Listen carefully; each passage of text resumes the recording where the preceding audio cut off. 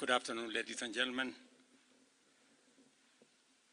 Fellow Kenyans, the last 2 weeks have been a difficult time for us as a country, where Kenyans have regrettably lost lives, many have been injured, property destroyed, and our institutions, especially constitutional institutions, attacked. Once again, I extend my deepest condolences to those who unfortunately lost their lives. One life, as we all know, lost is a life too many. To the mothers, fathers, siblings, relatives, and friends of those who lost their lives, my deepest sympathies and condolences to you all.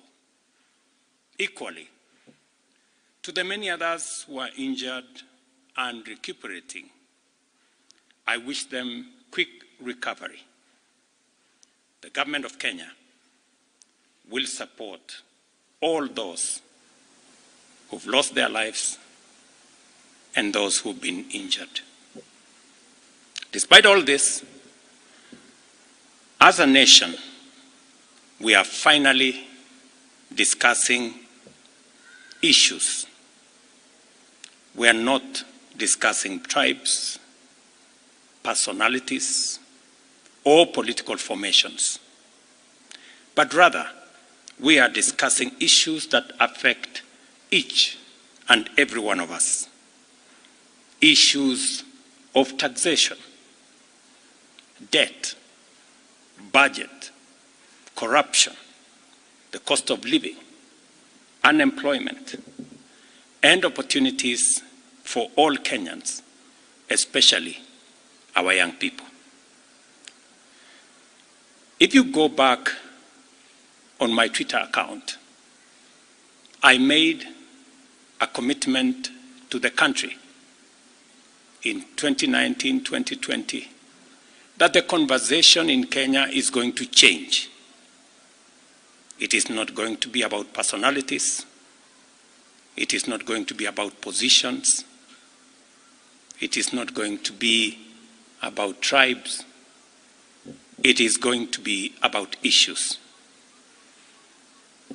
Today, that situation is true, that we are having a conversation about issues in our country. We must all be proud of ourselves that we have managed to elevate the debate in our country to the level of issues that affect all of us. I am very happy that we are having a conversation about jobs for our young people, about opportunities for business, about manufacturing, about taxation, about debt, and all the other things that are important to all of us. I make this statement to highlight the actions taken in response to the overwhelming public feedback in the recent days, and to fulfill my commitment to continuously and effectively listen to the people of Kenya, and to underscore my intention to always take public contributions in good faith, applying them to enrich policy making, governance, and government programs. Public debt is and continues to be a major point of engagement and conversation in Kenya. I have today appointed an independent task force to carry out a comprehensive forensic audit over our public debt and report to us in the next 3 months. This audit will provide the people of Kenya with clarity on the extent and nature of our debt, how public resources have been expended, and will also recommend proposals for managing our public debt in a manner that is sustainable and does not burden future generations. The consequence of withdrawing the finance bill is the reduction of our revenue targets by 346 billion. Over the last few days, our Treasury team has been assessing the adverse impact of either reducing the budget by 346 billion in full or borrowing the 346 billion in full. And cutting the entire amount in our assessment would significantly and drastically affect the delivery of critical government services, while borrowing the whole amount in full will occasion a fiscal deficit by a margin that would have significant repercussions on many sectors, including our exchange rates and interest rates. We have since, after extensive consultations, struck a middle ground, and we will be proposing to the National Assembly a budget cut of not the entire 346, but a budget cut of 177 billion, and borrowing the difference. Whatever we are going to borrow, the difference, will increase our fiscal deficit from what I intended to be 3.3% of our GDP. It will now go up to 4.6% of GDP, still lower than last year, and will be used to fund some of our critical government services. We will use the money that we will borrow to protect funding for some of the critical areas that the people of Kenya have asked me to protect. They include hiring of junior secondary school teachers and medical interns, funding the milk stabilization program for our dairy farmers, reviving our stalled road projects that are in many parts of Kenya, retaining the fertilizer subsidy program that has helped us manage our cost of living,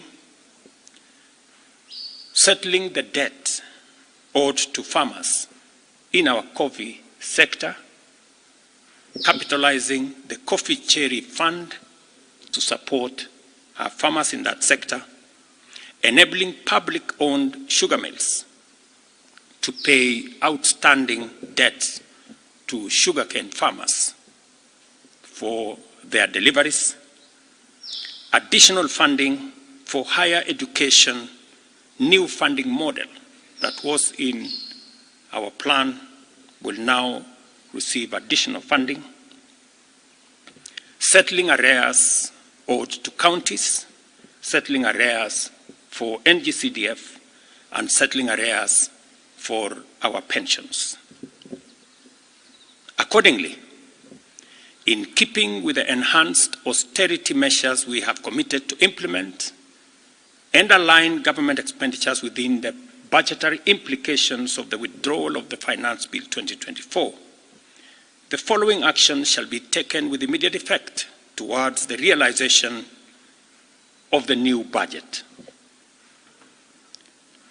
47 state corporations with overlapping and duplicating functions will be dissolved, resulting in the elimination of their operational and maintenance costs, and their functions will be integrated into the respective line ministries.